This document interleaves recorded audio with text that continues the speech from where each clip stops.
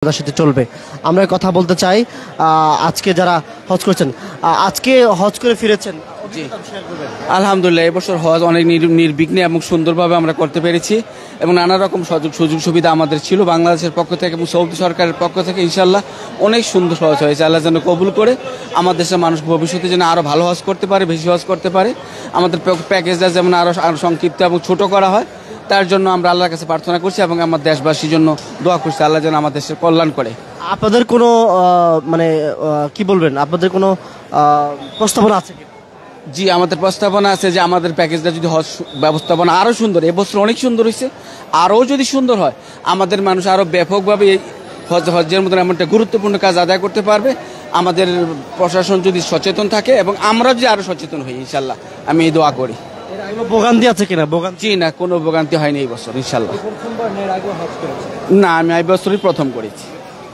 জি দর্শক, যেমনটা আসলে দেখছি আজকে যারা হজ যাত্রী আছেন তারা অনেকেই দেশে ফিরছেন, ভিতরে কিন্তু অনেকেই যারা আছেন তারা হচ্ছে আজকে তো কিন্তু দেশে ফিরছেন। আমরা অনেকের সাথে দেখেছি।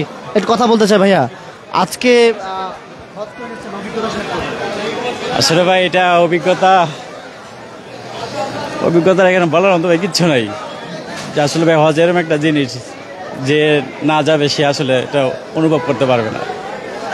হজ অনেক আনন্দের, অনেক কষ্টের। হজ জিনিসটা আসলে ভাই আমরা সাধারণ কিছু মনে করলে এটা সাধারণ কিছু না, এটা আল্লাহ তাআলার অনেকটা নিয়ামত। শুকরিয়া করি আল্লাহ তাআলার কাছে যে আল্লাহ পাক আমাকে সেই নিয়ামতটা দিয়েছে যে আমি হজ করতে পারছি। দোয়া করি। এবার কোনো ভোগান্তি ছিল কিনা? না ভাই আলহামদুলিল্লাহ, সৌদি সরকার এবার হজ হাজিদের জন্য খুব সুন্দর সুব্যবস্থা করে রেখেছে। কোনো সমস্যা হয় না, কোনো ভোগান্তি হয় নাই, কোনো হয়রানি হয় না। ইনশাল্লাহ খুব সার্ভিস খুব ভালো দিয়েছে। বিশেষ করে সৌদি পুলিশ আমাদেরকে যে হেল্প করেছে সেটা আসলে ভাই বলার মতো না। আমাদের দেশের জন্য কোনো পরামর্শ থাকবে কিনা? অবশ্যই আমাদের দেশের জন্য পরামর্শ থাকবে যে না আমি একটা সবার জন্য একটা, যেহেতু আমাদের দেশটা সাধারণ অন্য সব দেশের চাইতে একটু, হ্যাঁ সবাইকেও বলবো, আগেও বলবো যেন সবাই যেন একবার জীবনের জন্য একবার হলেও হজ করতে যায়। হজের যে কাম আছে যেন ওগুলা আদায় করতে পারে। আর সৌদি দেশটা যেন একবার ঘুরে আসতে পারে। ইনশাল্লাহ দেশটা অনেক সুন্দর, সেটা বলা যায় ইনশাল্লাহ। না, আমার ফ্যামিলি থেকে আমি একাই গেছি, আমার বন্ধু বান্ধব গেছে আমার সাথে অনেকে, আমরা প্রায় 18-20 জন, আমরা টোটাল লোক গেছি 74 জন, আমাদের এক এলাকার 74 জন গেছি আমরা। ধন্যবাদ। দর্শক, আমরা যেমন দেখছি হাজিরা দেশের মাটিতে পা রাখছেন, অনেকেই আসছেন এখানে। কথা বলতে চাই, আজকে হজ করেছেন, আজকে ফিরেছেন, অভিজ্ঞতা শেয়ার করুন, কেমন ছিল? জি, জীবনের প্রথম এটা ফরজ হজ এবং অনেক আল্লাহর কাছে অনেক কিছু চাইছি আল্লাহ যেন এই হজকে কবুল করে নেয় এবং দেশবাসীর জন্য, সবার জন্য, নিজের আত্মীয় স্বজনের জন্য, সবার জন্য দোয়া করছি আল্লাহ যেন এগুলো কবুল করে নেয়। ধন্যবাদ।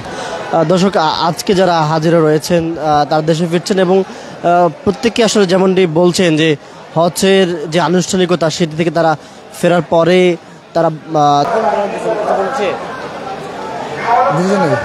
কখন রওনা দিয়েছে, কিছু বলেছে কিনা? কখন ফিরবে তোমার হায়দ্রাবাদ থেকে এখন ল্যান্ডিং করবে। ঠিক আছে দর্শক, আমরা দেখছি এখানে অনেকে অপেক্ষা করছেন, পাশাপাশি হজ যাত্রীরা যারা তারা কিন্তু ক্রমান্বয়ে হযরত শাহজালাল আন্তর্জাতিক বিমানবন্দরে অবতরণ করছেন এবং তারা যে বিমানবন্দরের যে আনুষ্ঠানিক পর্বগুলো আছে, ইমিগ্রেশন সে চেকপোস্ট, সেগুলো পেরিয়ে কিন্তু আজকে তারা আসছেন, লাগেজ দিয়ে যাচ্ছেন একজন।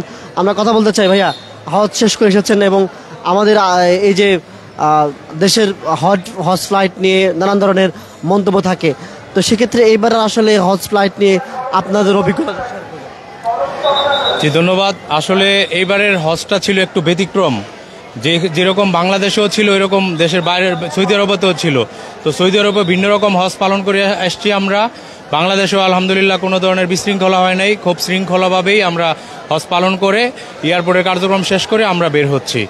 আলহামদুলিল্লাহ এরকম হজ যদি হয় তাহলে হয়তো মানুষ আর দুর্ভোগও আর হবে না, দুর্ভোগ নিরাময় হবে।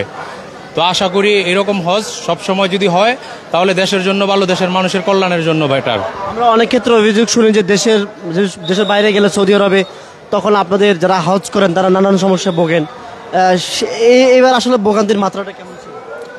আসলে যদি বেসিক্যালি আমি যদি বলতে যাই, আসলে বাস্তবতা যেটা সেটা হচ্ছে এবার খুব সৌদি সরকার খুব স্ট্রং ছিল, যেখানে নুসুক কার্ড ছাড়া আপনার কোনো ধরনের আপনার এই লোক অ্যালাউ করে নাই।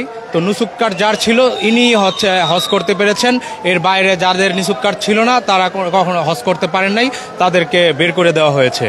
তো স্ট্রং ছিল সৌদি সরকার, যার কারণে হয়তোবা হজের লোকজনের সংখ্যা অনেক কম আগের তুলনায়। এখন আপনার হয়তোবা 18 লক্ষের মতো হাজি ছিল, অন্য বছর 30 লাখ 40 লাখ পর্যন্ত এটা গড়াইতো। তো ওই ক্ষেত্রে আপনার 18 লক্ষের মধ্যেই সীমাবদ্ধতা ছিল আমি যতটুকু জানতে পেরেছি, যার কারণে কোনো ধরনের চাপ হয় নাই, কোনো ধরনের বিশৃঙ্খলা হয় নাই, কোনো ধরনের গোলযোগের সৃষ্টি হয় নাই। ধন্যবাদ। Immigration to Canada. We provide the best quality service and solution for Canada immigration. Please visit our website and contact for details.